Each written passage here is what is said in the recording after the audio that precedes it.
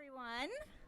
Good afternoon to all of you. I'm Lisa Guernsey. I'm the Deputy Director for Education Policy here at New America, and I also direct the Learning Technologies Project. And I'm so pleased to see so many people in the room. I wanted to welcome you here today to New America to have this great conversation. Our topic today is what's next for STEM education, boosting teaching pre-K through the 12th grade.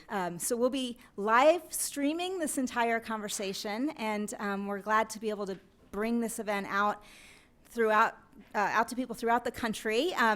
Wanted to let you know there are already dozens of people who are online viewing right this very moment. We'll have many more as we proceed to the panel. We are going to be talking a good bit about all sorts of different policy levels here today, but the state piece is really important to us, and we have people already online from Arizona, California, Oregon, Alaska, Washington State, Texas, Connecticut, New York, New Jersey. Just wanted to say a big thank you. Tennessee, oh good. So I wanted to say a big thank you to everyone who is online. And we'll be tweeting out at hashtag STEM teachers, so don't be afraid to join the conversation that way. So here at New America, as many of you may know, we envision education as a continuum that starts early, quite early. Here in our program, we really are thinking about learning starting from birth and continues up through school and past the years of traditional college and really into adulthood. And today's conversation is really in line with this vision, although we won't be describing as much of STEM students in the college years. We certainly are going to be talking about what happens in higher education when we're teaching our prospective STEM teachers. So we're going to be covering the waterfront here, going up and down the grade span. We're going to be talking about two reports. The first is STEM Starts Early, Grounding Science, Technology, Engineering, and Math Education in Early Childhood, which was published by the Joan Ganz Cooney Center at Sesame Workshop, and with help from us here at New America and with support from the National Science Foundation. And then we're also going to be discussing a new report out from American Institutes of Research, Can UTeach, which is the subtitle of which is Assessing the Relative Effectiveness of STEM Teachers. And that's been published by the National Center for Analysis of Longitudinal Data in Education Research, also known as CALDER, which is a program of AIR. So it's really a thrill to bring these two reports together and have a conversation that links the two. We're also going to be showcasing 100K in 10, which is an organization that's dedicated to increasing the number and preparation of STEM teachers throughout the country. And we'll have an opportunity as well to introduce you to EDC and that research firms work to prepare early educators to support children's development in STEM subjects, and they do work in other areas as well. So there's a lot of ground to cover. I wanted to just take a moment to describe a little bit of our partnership with the Cooney Center and being able to do the work on the early years in STEM.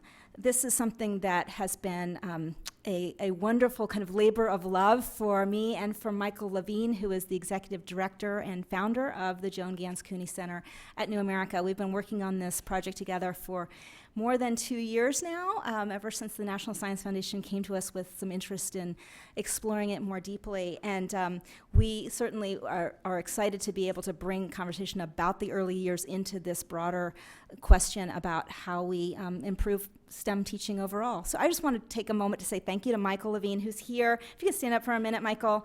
Thank you so much for your help with this project and for everything Cooney Center's done. So now I'm going to turn the podium over to Courtney Tannenbaum, who's with the American Institutes of Research. And I'm very thankful as well to you, Courtney, for helping us pull this together, for coming to us to think about how we could co-partner on an event like this. And great to have your leadership. Thanks.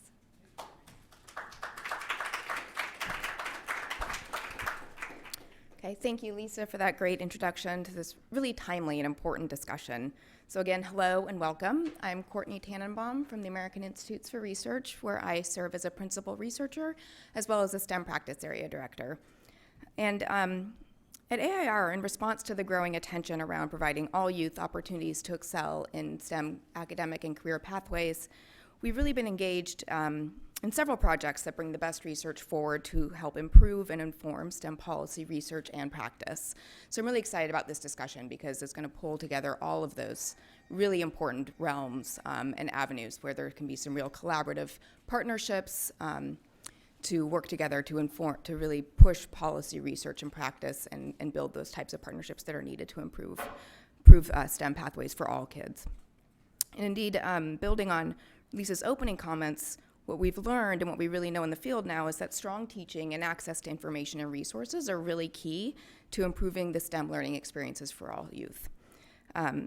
And this, again, as Lisa was saying, begins not in the middle and high school years, but really early on to expose children to the types of learning experiences and information that they need to see themselves as part of the STEM community and to see their teachers as part of the STEM community and to have teachers see themselves as part of the STEM community, especially early educators who haven't had that sort of professional growth or engagement in traditional structures. So really, I think what we're hoping to achieve here with this discussion is to help the broader community and policymakers and researchers see that P12, pre-K through 12 teachers are all capable of integrating STEM learning into their classrooms. But there's a lot of questions that loom in achieving this vision. Right now, is our education system set up to do this?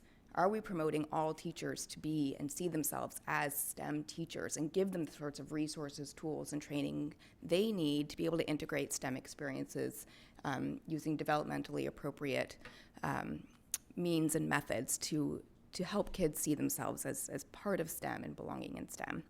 So I'm really looking forward to today's discussion and for all of your input and thoughts. It'll be a great Q&A, I think, and I don't want to take up too much of any more time in terms of the discussion, so I think I'll turn it back over to Lisa to introduce our moderator and the panel.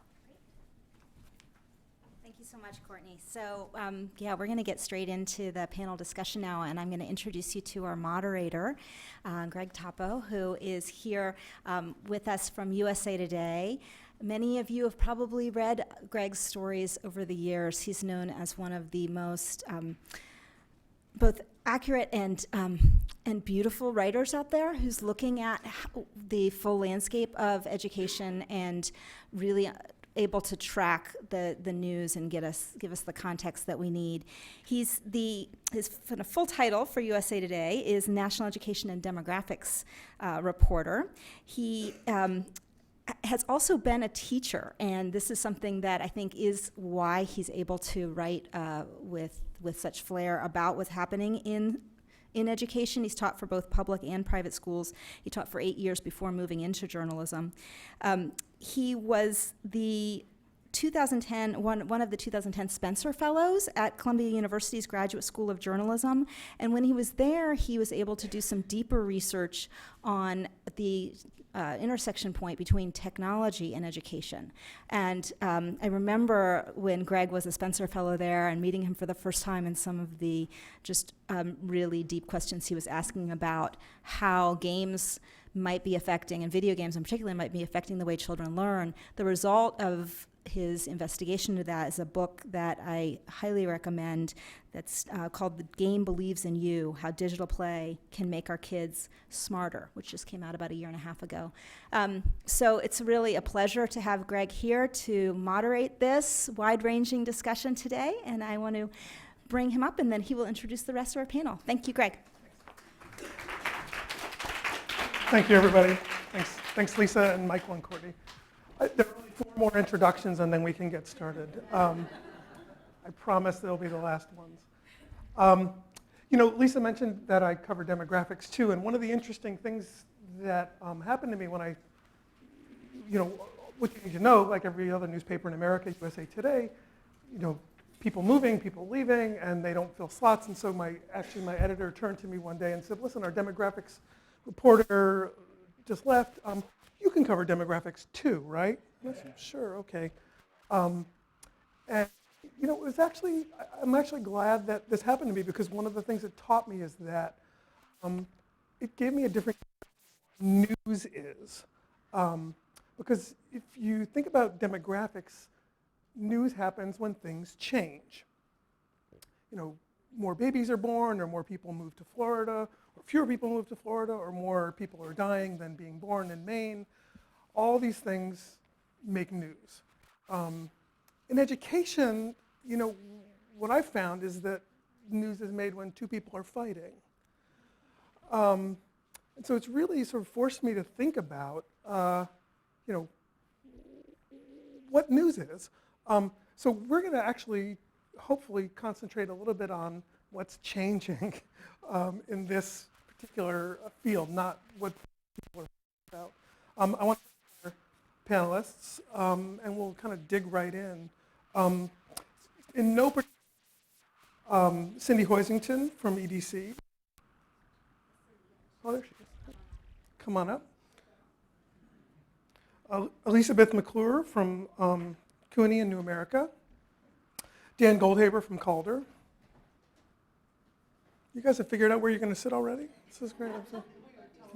Oh, you were told? Okay. Grace DeRamus from 100K and 10. Fabulous. So, all right, the introductions are over. So I wanted to just start with an observation. You know, this morning, my morning paper today, you know, it's, for lack of a better term, it's budget day in America. I mean, usually budget day happens in February, but all right. So a couple of interesting developments this morning, if you haven't heard, you know. So our president's 2018 budget is going to cut more or less 18 agencies related to science and math. We don't really know for sure, but probably a 10% cut to the National Science Foundation, 20% cut to NIH, 5% cut to NASA's Earth Science budget, maybe 30% plus cut to the EPA, $9 billion cut to the Department of Education. So, you know, we're in an interesting time here to be talking about STEM and students and teachers. One thing caught my eye this morning reading the paper. So one of the things they want to cut at NASA, one of the line items that's on the chopping block, is its asteroid redirect mission. Okay. So, and the reason I bring that up is because, you know, it makes me wonder, like, you know, we want to get 8-year-old boys, or girls for that matter, you know, into science, right? They're not going to be able to blow up asteroids anymore. So, like, where do we here? That is not a serious question, by the way. We're just going to. Okay, true. They can blow up asteroids in games. No, I guess, you know, I actually wanted to start with Grace. And just ask her to sort of set the table for us, if you would, just a little bit about, you know, this issue of STEM teachers. You know, how many we have, how many we need, where we are, and where we're going. How big is the problem? And maybe sort of as a separate answer, talk about a little bit about where you see what your work is in this. So let's start with that. I won't dig too much into the budget situation. Yeah. You've heard all you need to know. Right. There we go. But so this issue has been around, the need for STEM teachers. We've known about it for a long time. You know, we started about 6 years ago nearly in response to the president's call for 100,000 math and science teachers, or STEM teachers. And we've been at that work since then. Talk about that number. Why is that number important? Yeah, where do we get it, yes. First of all? So it comes from the President's Council of Advisors on Science and Technology. This was a council that President Obama pulled together, and they did a whole bunch of research around what we need to do to make sure our country is STEM prepared. And one of their recommendations was to prepare 100,000 excellent science, technology, engineering, and math teachers in the next decade. And so that report came out in 2010, and President Obama really amplified this call for teachers in 2011 in his State of the Union address. And our network came together, beginning with just 28 organizations. Now we're 280 to respond to this call. So that number came from a commission of many advisors who have a lot of different kinds of expertise. You can see the full list online, but there isn't a, they give you a pretty good understanding of where that number comes from, but they also say that's really the baseline number. Like 100,000 is just a minimum number. We definitely need more than that. We also need to think about how we support our teachers who are currently in the classroom to get the kind of professional development they need and to get the kinds of supports that they need to stay teaching and to continue to improve their skill and grow on that skill as they stay in the classroom. And so, you know, there's definitely, the other thing that's really interesting about the 100,000 number is that it's just a number that is national in scope. It doesn't actually go into, as we all know, the many nuances of that number, that, you know, in our rural areas, we need more STEM teachers, that in certain, you know, we need more STEM specifically in the early grades, as we talked about. And so there isn't that sort of nuance that we understand. And so at 100 Canton, we have been working on this 100,000 number now for about 6 years, as I said. We do have data through the first 5 years of the effort, and to date we've trained, or our partners have trained 40,000 teachers, and we are on track to reach the 100,000 goal, which is some work that ARR has done with us, as a matter of fact, to help us understand our data. You know, as we shift into the second half of our 10-year effort, which is closing in 2021, we are thinking about how do we think beyond that 100,000 number, knowing that that's not going to fill all of our gaps. And so we've been doing work for about 2.5 years to map the big systematic challenges, or the grand challenges, to training and retaining excellent STEM teachers. And we'll be launching that this summer. We've done that alongside hundreds of stakeholders and thousands of teachers, and are thinking about how we need to shift our work to not just think about the 100,000 number, but to really get deep at these systematic entrenched issues that are really making, that have created the need in the first place for the 100,000. And that's actually what I want to kind of turn to Cindy for, is maybe kind of unpack some of those issues, and we'll talk a little bit about it, sort of how this looks on the ground. How, you know, what are some of the places that are having success doing the kind of work that Grace is talking about? Well, at Education Development Center, we've been doing science education. We started, I mean, that's how it was born, was back in the Sputnik days. And so there was this real push to improve science education. And here we are again, you know, back trying to do it. And I guess when it comes to STEM, what I find, and again, my role at Education Development Center is I work mainly with early childhood educators and early elementary teachers in science, in STEM integrated science, that we have never done the professional development very well. We didn't do it well in science, and we didn't do it well in math, and suddenly it's all about STEM. Because the culture and the technology is moving ahead at a much quicker pace than the education field is. And not only that, but just to speak to a couple of the challenges, we have for about the past 20 years, since the National Early Literacy Panel report came out, mandated really that early childhood and early elementary was all about learning to read.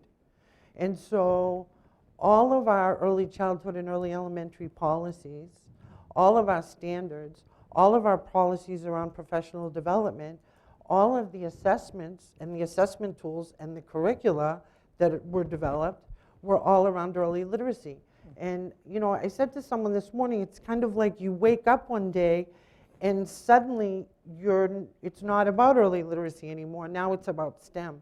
And so the field, the teachers in the early childhood and the early elementary years are really kind of being shell-shocked right now, because there's no changes in the policies related to early literacy in order to accommodate this new focus on STEM.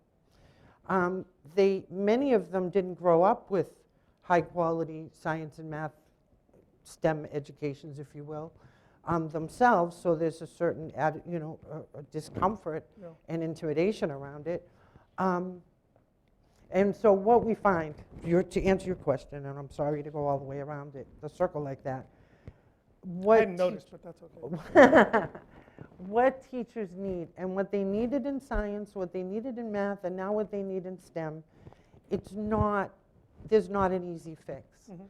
And we're living in this world in which everyone wants a simple solution to a complex problem. And so, even with literacy, I see so much the focus on basic skills versus on comprehension, for example, and versus on oral language. The focus is on, segmentation and blending and letter awareness. Why is that? Because those basic skills are so much easier to assess. So we have this circle too. We don't have any good assessments in early science. We don't have any good illustrations or visions of what early science or STEM looks like in the early years and when it's really high quality.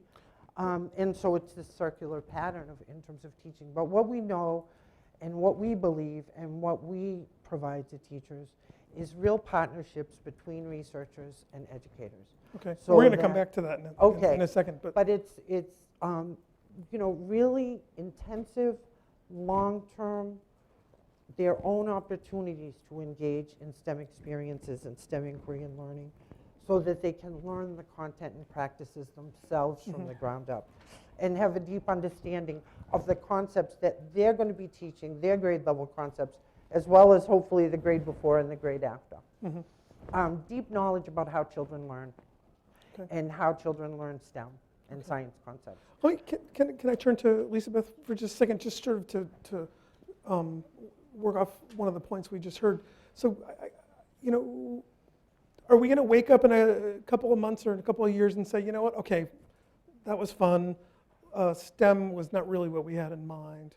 Not really what was important. What's important is, fill in the blank. Or do you think, this concern is here to stay? That's a really excellent question, I think. So I think Cindy just said something that I also want to kind of loop into this, which is that it's These are all only suggestions, by the way. My questions. You guys can actually start a conversation if you like. Go ahead. That it's difficult to get an idea of what it looks like for young children to be learning STEM.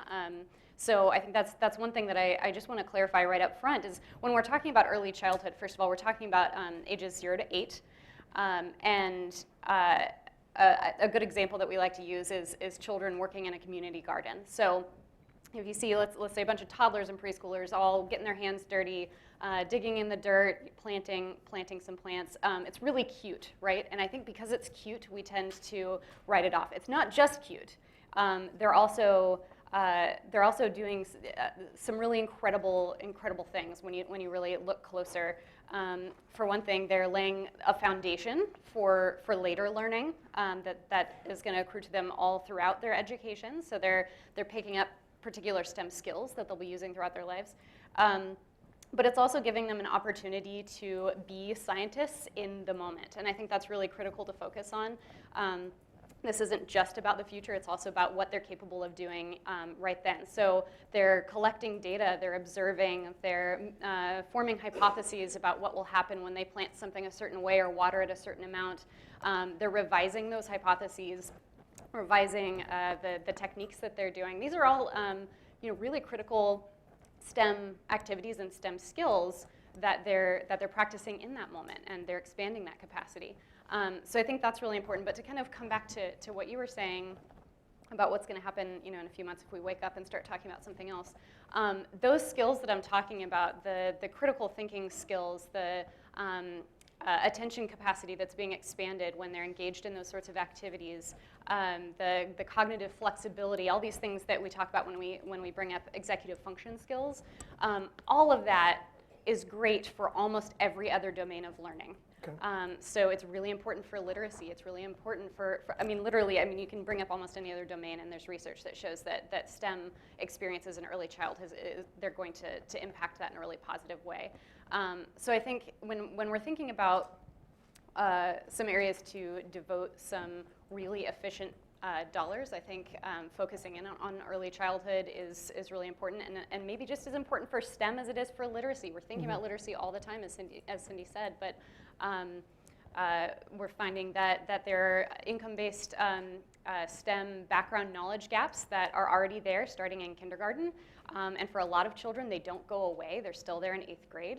And that math experiences in early childhood end up predicting general academic outcomes more consistently than attention and reading skills in early childhood. So that's really important to pay attention to. This is really critical. It's serious. Just in case they went by too fast, say that again.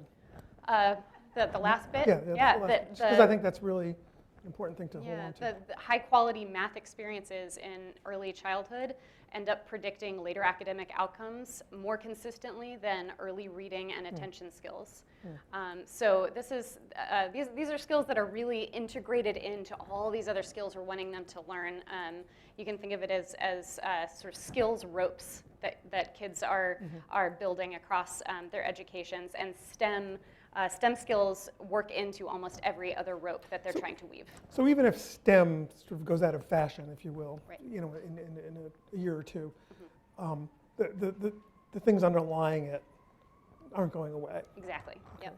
You know, I just want to jump in and say, I don't think it's going out of fashion. Okay. I'm just I'm looking at things through the lens of some of the teachers that I work with, and kind of how overwhelmed they're feeling and how they're feeling things are getting layered on and layered on and layered on, and they just don't have any more time in the day. Okay. you So know. I want to turn to the labor economist.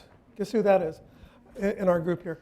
So, you know, just coming off of what Elizabeth said, you know, this idea, this metaphor for planting seeds, I want to kind of extend to teachers.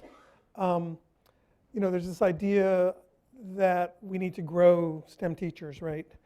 And then there's this other, to me, sort of maybe even more attractive idea that no, we just need to import them from elsewhere. Can you talk about some of your findings in terms of, you know, what's effective in terms of getting STEM teachers who really, number one, know their stuff, and number two, can teach it? So it's it's very hard to know. It's hard to know empirically whether what makes someone an effective teacher, an effective STEM teacher, or an effective teacher in general is about who they are when they arrive at a teacher education program to get trained up, or about the training that they get in the program. So the short answer is that it's of course it's not an either or, but I don't think I can answer that question. I don't think I can answer that question definitively, because I just don't think that we know, but we need to know, because the implications for public policy are very different. So I guess, you know, if we're to sort of think about where we should be going as a field, one of the things that I think we need to start to learn is what are the kinds of experiences that teacher candidates need to have, and who are the kind of people that we need to bring into teacher education programs to be the STEM teacher candidates, to develop an effective teacher STEM workforce. And just to go with the seed analogy for a second, that is a long-term investment. And so that's what makes this a really difficult issue, is because politically, right, you think about very sort of short-term, you know, turnarounds, and yet if we're thinking about growing an effective STEM workforce, as the folks that are on the ground know, you know, you need to think about the course of many, many years. Can I just say one other thing? One other thing. I kind of want to provide just like some context, just broader context about the labor market, the teacher labor market. So the teacher labor market, in terms of who is in the teacher labor market, has changed tremendously over the last 40 years. And that's true not just for STEM teachers, but teachers in general, because women and minorities were excluded from lots of other occupations from the 60s and 70s. So if you went to college and you were sort of a top-tier student, you used to go on oftentimes into the teaching profession. So that's changed, which is obviously a very good thing, but it means that teaching is no longer getting that kind of the subsidy that came from discrimination. And I think that is particularly problematic for STEM, because the other thing that's happened at the same time is that the rewards in society, the economic the economic rewards, yes, that was what I was trying to go for, that they have accelerated for people who have technical training. So if you think of someone who in the early 70s was thinking about becoming a STEM teacher, they might be sacrificing some salary to become a STEM teacher in the 70s. Today, they're probably sacrificing a whole lot more salary, and yet the systems in education, they really haven't changed at all in terms of the way we reward teachers according to their skill sets. Yeah. No. Just to add to that, Yeah, please. just briefly, the salaries for early childhood education are even lower than for older the older grades. So I mean, as long as the pre-K teachers are getting 10, 20, 30K less a year than kindergarten and first grade teachers, we're going to be losing the best talent to the older grades, which is great for the older grades. But when we're talking about how important it is to intervene early, that's a huge loss for everyone if we don't have really high quality teachers in the early grades. In STEM, there are three areas where you hear school systems complain it's really hard to get and keep staff. We across the board, particularly for disadvantaged schools, and that's STEM, special ed, and ELL. But the problems are different, right? With special ed, it's a turnover problem. So if we could do things to keep the special educators in the system, we'd be making progress. STEM, it's a production problem. There are fewer people that are choosing to become STEM candidates, and that is been a really persistent problem for, as near as I can tell, at least the 25 years where we have really good records that we can track them in some states. So I want to make sure I understand this. So are we saying, and Grace, you can jump in on this too if you have some observations. I mean, are we saying that we've got sort of, math and science, people with math and science degrees graduating who would rather work for Google or Apple than, teach in a preschool? I mean, are we even talking about the same populations, or are we? No, I mean, so that's let's, exactly. Well, I mean, that is so let's just break this down just for 2 minutes, just so we understand. Well, I think that is one of the issues, that you have people coming out who have the STEM skills who would rather do another job. Maybe it's at Google, maybe it's becoming a doctor, maybe it's something else, and they're not interested in going into teaching. Partly at least with the salary differential. Partly with the salary, right, and there's also a prestige issue at play, which is a social issue which we've, partly stems from the issue you were just talking about because of the discrimination in the 60s and 70s and before that, but there's some deep-seated issues there, but it is a really big problem, and that's also both of those issues, the salary one and the prestige one, are not easy fixes. But I think in terms of seeing some different bright spots there that are, where we're seeing some progress and some folks doing some really great work out there to try to work against this. We do have partners who are working on the very early side of the teacher pipeline, so looking to get middle schoolers, high schoolers engaged in teaching opportunities early on, so that they're beginning to experience the joy of teaching. Because what we do find is that if you do give people the opportunity to try teaching, they are often willing to forego some of that salary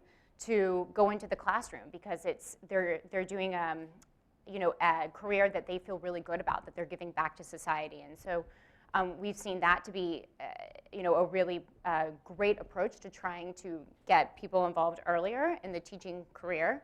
And then I think also, back to the early childhood issue, there's also all along a student's career, having teachers who see themselves as part of the STEM community and who are supporting their students and saying, hey, I'm a STEM teacher and I love being a STEM teacher, and being that role model is also really important. And we're seeing some trends around how literally having your own teachers from the earliest grades all the way up through college, pushing that, prioritizing it for their students is really helpful. And begins to push back against this salary and prestige issue, even if we're not changing the salaries, because that is a longer term, harder thing. But so that's part of the issues we're seeing.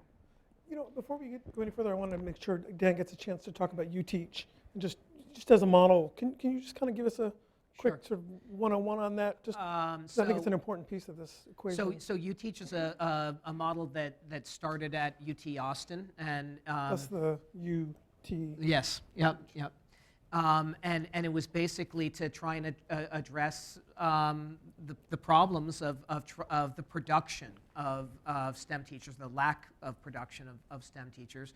And so there's a number of things that are included in the UTeach model. One thing is that they try and give teacher candidates earlier experiences in the classroom, to try and get them engaged and figure out, is this actually a career that they want to pursue. There's some different evaluation. There's encouragement to draw people into the teaching part of UT Austin, and it's now spread to a number of other replication sites, to draw people in who have a background in STEM, which is, of course, very important. So the research was to try and assess, like, does it look like beyond the production side, where it's pretty obvious and pretty straightforward that there is an increase in the production of STEM teachers coming out of the UTeach programs, but the question is, are the UTeach programs more effective? And I mean, I guess I would just say I am quite, I'm used to finding, when I do these kinds of studies, that nothing works. That's more often than not, you find null effects, that there's no difference between programs, and we didn't find that with UTeach. We found that there's all else equal, as best as we can make all else equal, UTeach teachers look like they are more effective on average than STEM teachers who come from other programs, not just the Austin site where they are particularly effective, but also a lot of the other replication sites in Texas. So that's really encouraging, and I think that it suggests something can be done to address the issues with the production of STEM teachers. And just to add one more thing to that too, about the issues around the production of STEM teachers, and this goes to a little bit of what Cindy was talking about, I think, and actually some of the introductory remarks, is that it's not just on the production side that we have to think about, but the whole professional experience of a teacher, all general teachers, but particularly STEM teachers, and thinking about how we change once they're in the classroom, how we change how we support them and give them professional growth opportunities, because that definitely affects the cycle. If students and young people are seeing the teaching profession as being one that is not a place where you can grow professionally, then we're not, we're only fixing part of the problem by focusing on the production side. So it is important to see the whole continuum. No, absolutely. And the thing is that if you're talking about less prestige, and again, sometimes I feel like a naysayer, but I'm not at all. I mean, I spend my life working with teachers around STEM, in-service teachers mostly. But if you see a lack of prestige at the high school STEM teacher, science teacher, math teacher level, once you get down to elementary school teachers and early childhood teachers are generalists, so they need to be able to develop language and literacy. They need to be able to introduce and teach social studies. They need to know, all of the STEM subjects, whereas at the high school level, you have specialists who teach biology or teach chemistry or teach algebra, teach calculus. And so the idea that you would actually be producing people, I really appreciate this, that the more knowledge that you can embed into the 4-year, the more STEM knowledge you can embed, and the earlier you can get teachers into the classroom, that those are critical features. But in the elementary and early childhood world, I think some of those challenges are different. You're not going to get someone from a UTeach program, I can guarantee you, coming to teach in first grade. Just because of STEM and science, and I don't know what the exact percentages are, but they're pretty depressingly low in terms of how much exposure children even get to STEM subjects. And STEM teachers may come in a half an hour or an hour a week. And the regular classroom teacher may not be making the connections for children to have connected STEM experiences over time. And again, can I push back on this? You can push back. I just want to add one thing before you push back. that the other thing even about know I'm gonna early push back childhood yet, and but- elementary, you know, I'm gonna try to ahead. forestall you pushing back. I'm gonna try to make the It's called a pushback. pre-buttal, but go Right, ahead. a pre-buttal, I like that. But the kinds of programs, I mean, and I think the STEM Starts Early policy paper really addresses this well, are so remarkably diverse. I mean, you have family childcare, you have center-based childcare, you have preschools, which I call like center-based outside of the public school system. You have pre-Ks inside the public school system. You know, you have religious schools. That the variety is so great that it's hard to make generalizations in terms of how they do STEM. So some of the ones I'm making are certainly very broad. Go ahead. Push Yeah, back. I guess the thing I was going to push back on is this kind of assertion that you're not going to get certain kinds of people to do early childhood. Not STEM people, Right, because that's- there's simply no opportunity in the early childhood world to use. So here's my now to pushback. use that. I would love to see STEM people. So here's my pushback, and this is apropos of almost nothing except early an observation I'm about to make. So I'm driving around the other day, listening to a podcast in my car, and this is the Fresh Air. Okay, absolutely, it has nothing to do with actually the podcast itself. But one of the ads for it is this home, sort of like home science kit you can buy for your kids, and I'm sort of immune to this stuff. Like, I can't believe the junk that usually gets marketed to families, to teach your kids science. But I sort of stopped me cold because they said, one of the lines was, after 2 weeks, your child will extract DNA from a strawberry. I'm like, okay, all right. And I thought, okay, I hadn't heard that before, That. Yeah, I mean, if my 7-year-old can extract DNA from a strawberry, I think we're in a different time. And so I. But we're in a different time in terms of STEM. There's no question about it. And I was being tongue-in-cheek when I said earlier I'm talking about from a teacher's perspective. It feels like the world is changing so fast, and what they're expected to do in classrooms with children is changing so fast. We're living in a different time in terms of technology, but that's part of the challenge is the way children learn doesn't change as fast as our technology is changing. I guess I guess Children, you want to push back I some keep more? interrupting you. I'm sorry. Go ahead. But so extracting DNA from a strawberry is great. It's not very meaningful for a 0 to 8-year-old. Oh, I don't know what it means. Um, I just think it's amazing that you can do it. But yeah, I was going to call on you anyway. but Okay, go you ahead. calling me? Yeah. So I mean, I think you're onto something when you say that it's not meaningful, and I heard some grunts of agreement. I think one really critical element to add in here especially about early childhood STEM, but really across learning in general, is that this can't just be about learning vocabulary and having kids imitate these things that we think of as like older STEM skills. So when we think about STEM, it's really attractive to think of somebody extracting DNA, but you can't just take that and then kind of go backwards and put it in preschool or put it in kindergarten. That's not what STEM looks like. That's not how they learn. I said earlier that there are all sorts of connections between early STEM learning and literacy and language, and so they are picking up vocabulary. But when they're 6 years old, we don't just want them to be repeating things like DNA. We want them to be we want that kind of learning to be inquiry based. We want it to be about curiosity and wonder. We want to be instilling these habits of mind, critical thinking. We want them to be asking, what is DNA? Why is it that way? What does it mean for me? What does it mean for the world? And then actually pursuing their questions in systematic ways that are developmentally informed. So when you look at things like these STEM kits, it sort of misses the point. Mm-hmm. It turns it into this cute thing that I was talking about earlier. It's really cute when you get a 6-year-old to say something like, I extracted DNA. So it's a cocktail party chatter. But right, exactly, yeah. It's it'll get your attention, but it's not the kind of learning that actually does transfer to all of these other skills and domains that I was talking about earlier. I'm going to push back on you now, okay? Because because one of the things in the Cooney report that was really interesting to me was the discussion of technology and how it's changing families' relationships to this topic. And one of the things that I was really fascinated by was this mention of bedtime math, this app.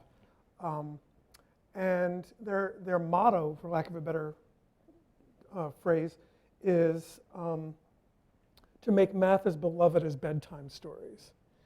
And it strikes me that you can have both, right? Can't you? Can't you have, you can brag on your child because they're doing something high level, and you can also have them love this thing, enough to want to do it at bedtime with you.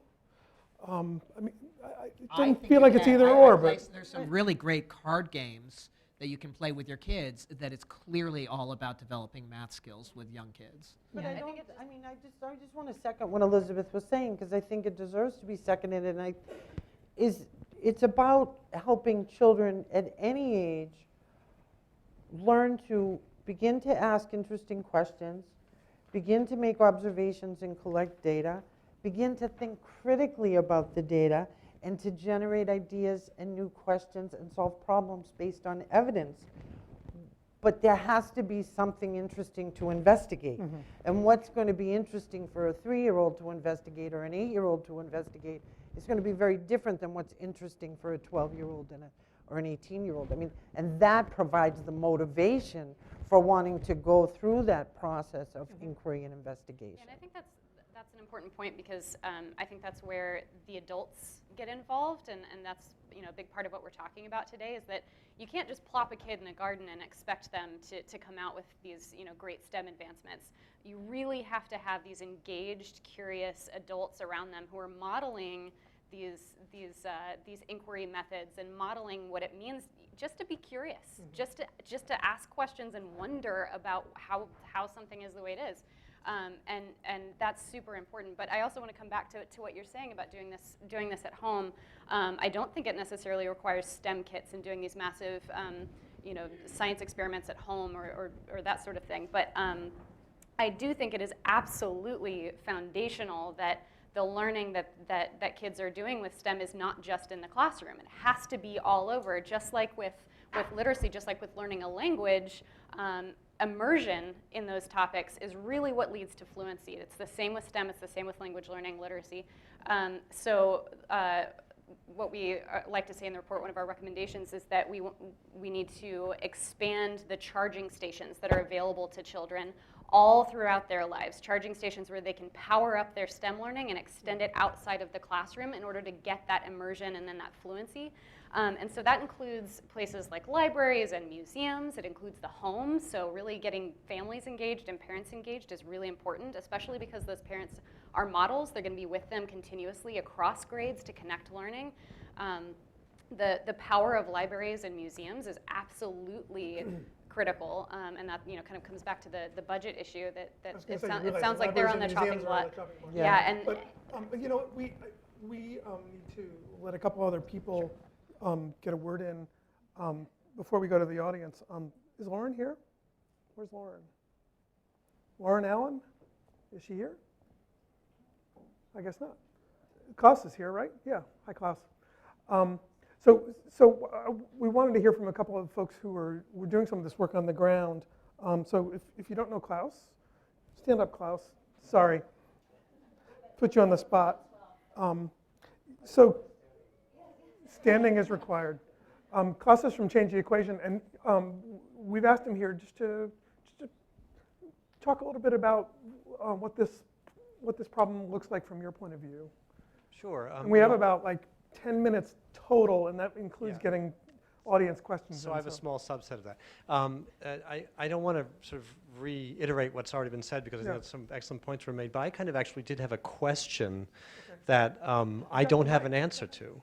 And that is, one of the big forces in STEM education was federal, right? We had Common Core state standards, we had next generation science standards. That drove assessment creation, that drove things that were very important for teachers, and that is teaching materials and curriculum. Now that's still happening to a degree in states, but with budget cuts, state problems, and no big bully pulpit for that move, my question, is that going to continue? Because I think you can have excellent teachers, been well trained, but they're you're going to be swimming upstream if they don't have really, really good materials and curriculum aligned to good standards. Okay. And right now that's fallen out of favor, so it's a So concern. two things, the bully pulpit and the materials, correct? Yeah. So I guess I want to push back a little bit about the way that you've ordered it, because I think that having good materials, good curriculum is important, but the empirical evidence is very clear that that's secondary to the quality of the teachers, and so I think that to sort of focus first on them, and I know that's not necessarily what you're suggesting, but if we were to focus first on sort of the materials and the curriculum, I don't think that that's the right focus. I think the right focus is on the quality of the teachers, and then one of the things that they will do is to try and figure out how can they get good material, a good curriculum. That's one of the things that good teachers do. And I guess, Good. can I just say one quick little thing? Please do. One of the things that I've noticed as time goes on and things, the teaching and the standards and the STEM concepts and skills get more complex, there's a tendency to move teachers out of the equation and to focus on the standards and the curriculum and the materials as being the things that teach, with the teacher kind of as the funnel for that, versus those being tools for the teacher to use as she teaches or he teaches. And that makes me really nervous. On the other hand, I can only speak for early elementary and younger. There are not enough good science curricula out there. Teachers cannot be curriculum developers. I mean, they can be, but they can't be expected to be. They need the tools. They need good standards. And the next generation science standards, once you get down to the elementary level, they simply don't lay out enough learning progressions to act as a guide for teachers. They tell you the one big standard in physical science of what children should know and be able to do at the end of the year, but it's not enough to help teachers scaffold children's learning through the year. Klaus, did you have a reaction to that? And then we'll move on. I would just very briefly say yes and yes. I don't believe we should make one primary and secondary. I believe they're all important, and I believe that if they don't work in concert, we're actually not squeezing all the juice out of the orange. Okay. Let's go on. I hope you don't mind, because we have 7 minutes and more than 7 people who want to ask a question. So 3 things. Tell us who you are and where you're from, and please make it a question. Okay? You can choose. Go ahead. Anyone? Go on this side first. Or this side. Keeping us in suspense. Hi, my name is Dave Yarmchuk. I work at Center for Inspired Teaching, and I train science teachers all day long in DC. And I think something that I've recognized is that more and more teachers that I work with, especially at the middle school level, don't have a science background. And I know that was true for elementary schools a long time. As we pointed out, a lot of STEM folks don't go into elementary. So my question is, what can we do to help improve the science background knowledge of teachers who are teaching mainly pre-K through 8, so that they feel comfortable teaching science, even though they're not a science or a math major? Great question. Somebody? I mean, I'll throw out a couple of ideas. I think we're seeing programs at the, preparation programs that are calling for more math and science units in the general preparation of their teachers, no matter what direction they're going, even if they're not going into the high school grades. So making sure that our early childhood all the way up to 8th grade or middle school teachers are getting more math and science in order to graduate as a teacher. I think that is one play. I think another play is farther back than that, ensuring that all kids in K to 12 or preschool to 12 are getting the kind of STEM foundations that they need. Because if we have teachers in the classroom now teaching kids who aren't then getting the STEM skills, then we're not going to be getting the teachers eventually. So there's that long-term play.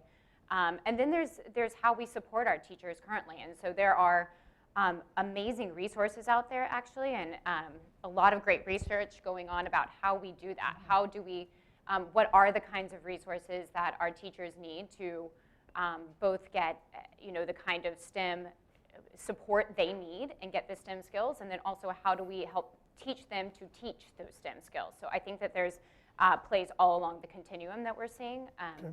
that are Let's- really great. Can I just add one thing? Go ahead, 'Cause I think make it's it really quick. important. I think it also can't just be about increasing the quantity of STEM content knowledge for teachers and increasing the number of STEM courses, for example, that they take during preparation programs. It really has to be also about increasing the integration of those preparation programs, so that right now, often in a preparation program, teachers will get their STEM content course absolutely separately in a different department Right. than they get their child development course, which is not aimed towards STEM. It's just about development in general, which is in a totally different department from the pedagogy course that they're taking. And those really have to be combined because if teachers can get the developmental trajectories, the learning trajectories having to do with STEM content areas for kids, and learn it in a pedagogical way that they can pass along, so not just in a lecture format, then they're going to be equipped to do the sorts of things that Cindy was talking about. If they understand the learning trajectories with STEM, that kind of sets a basic curriculum for them. They know what comes before, they know what comes after, so they can take a look at their classroom and say, and engage where their students are and adapt their lessons for students who are at different Can I levels. say something quickly? Very quickly, yeah. Very quickly. That statement should make everybody depressed and a little bit cynical. Here's why. That sounds a lot, and I don't disagree with you, but it also sounds a lot like Teachers for a New Era and some of the stuff that Deborah Ball from Michigan has been saying for a very long time.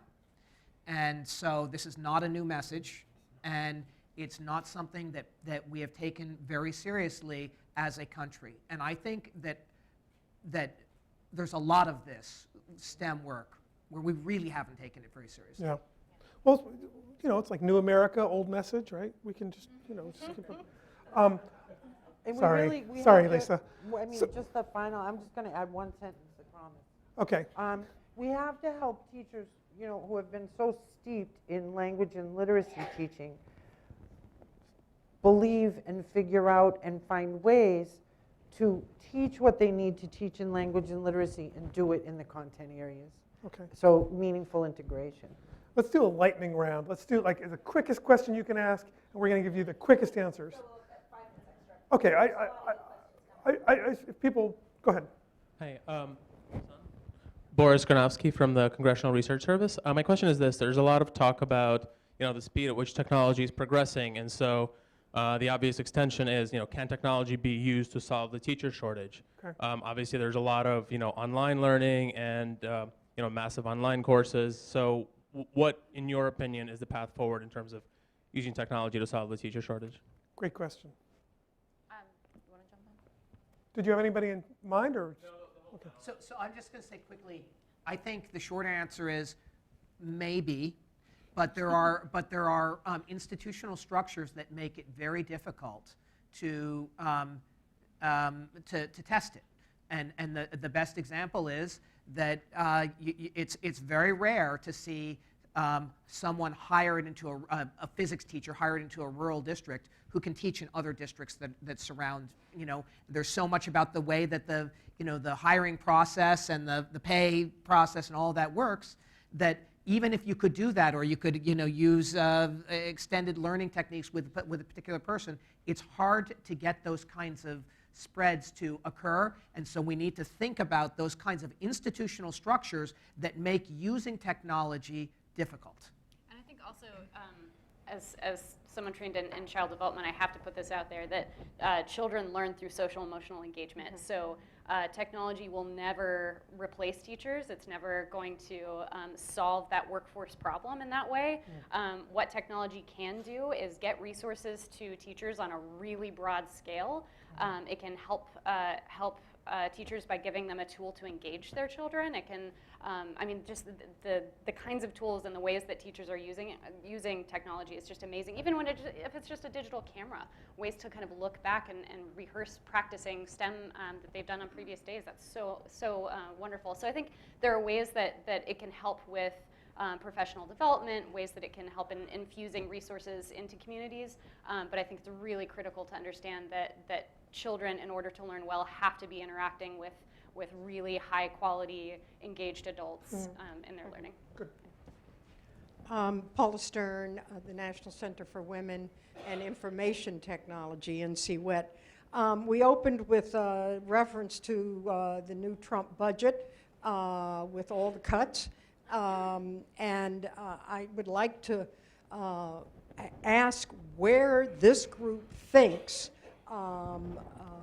STEM K through 12 will be going, given the fact that President Trump has put a major emphasis on jobs and on cutting the federal budget, including the budgets that were ticked off in your opening statement.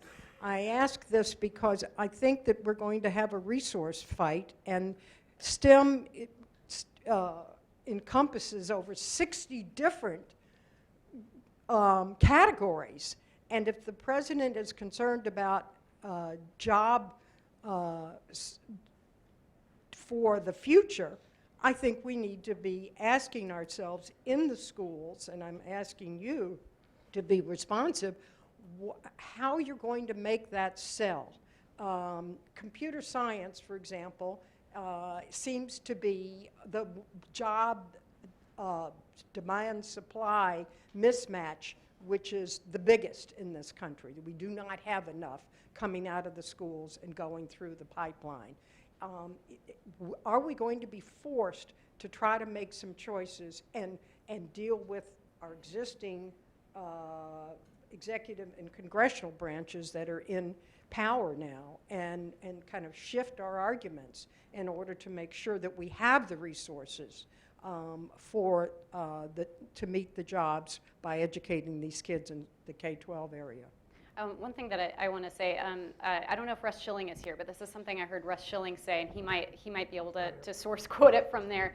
I heard him say that just as the Industrial Revolution made it necessary for all children to be literate, the digital age has made it necessary, absolutely necessary, for all children to have STEM skills. And I think that's a really good way to sell this to people in a really quick, kind of lightning way. I think if you want a more long-term communications strategy for really getting people in political positions of political power to really get it, to really understand this, we actually have a section of the report STEM starts early that's about a communications strategy that the Frameworks Institute put together. And what it does really effectively is helps explain what images are already in people's heads when you bring up this idea of STEM, what sorts of values you can bring up to help get them on the same page as you, and then what sorts of metaphors you can use to bypass the ineffective models that they already have in their minds. And I think I can't say how important it is for us to be using that communication strategy, all of us together, when we talk to people who are in positions of power to actually make these changes. We need to be all on the same page using those same messages. Let's get one more question in, and then we gotta go. Yeah, thanks. And to folks who couldn't get a question in, I'm sure these folks will be happy to talk one-on-one afterwards. Hi, Chris, research intern at Thomas V. Fordham Institute. I wanted to ask if you have any knowledge of mechanisms to get mid-career STEM professionals, people with deep content knowledge, into the classroom to teach pre-K through 12. That's actually something that is increasingly popular among folks with STEM backgrounds. I'll try to make it quick, but there are some programs that are specifically focusing on that, like Encore out in California, who are really thinking about how you help both folks with STEM degrees, with 20 years of experience in a STEM field move into the teaching profession and make that transition. And so there are some alternative routes to preparation like Encore that help folks do that. There are also some groups who are really thinking about how you bring veterans into the classroom as another interesting field-changing example. And so I think that there is definitely that kind of work happening out there that folks are, Well, just apropos of that, I heard a figure the other day, 11 million STEM-trained adults not working in their field. Does that sound right to you? And are you tapping those folks? Well, I don't know that particular statistic, but They're 11.4 million, actually, but go ahead. that's great. But I It's like think 100 times more than you need. right. Well, I So- think that part of that also shows that STEM is relevant to almost every kind of job out there, and we're seeing that, and that kind of goes to your question about how we don't need STEM skills just for STEM jobs. We need STEM skills for all jobs, and that we need to be thinking about the workforce of the future. And so the kinds of creative thinking and problem-solving skills you were talking about earlier go to serve the kinds of jobs that we don't know we're going to need in the future. And so it's very important that we're not just giving computer science skills, which are we're at a critical need for that right now, but that we're thinking about the kinds of thinking that we need our kids to do to be ready for the future. You know, I'd love to continue this conversation. We're unfortunately out of time. Like I said, if you have a question for someone specifically, feel free to come on up and politely ask them to chat. Thank you very much, folks.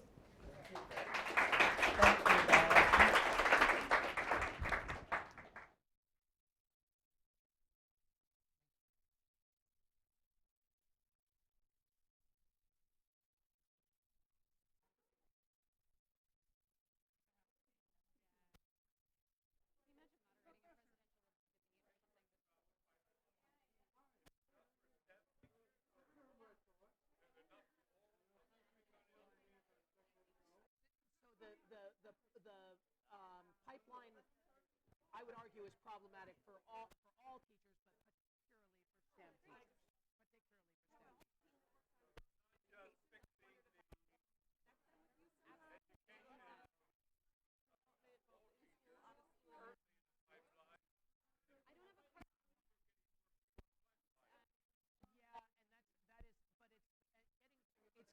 People in the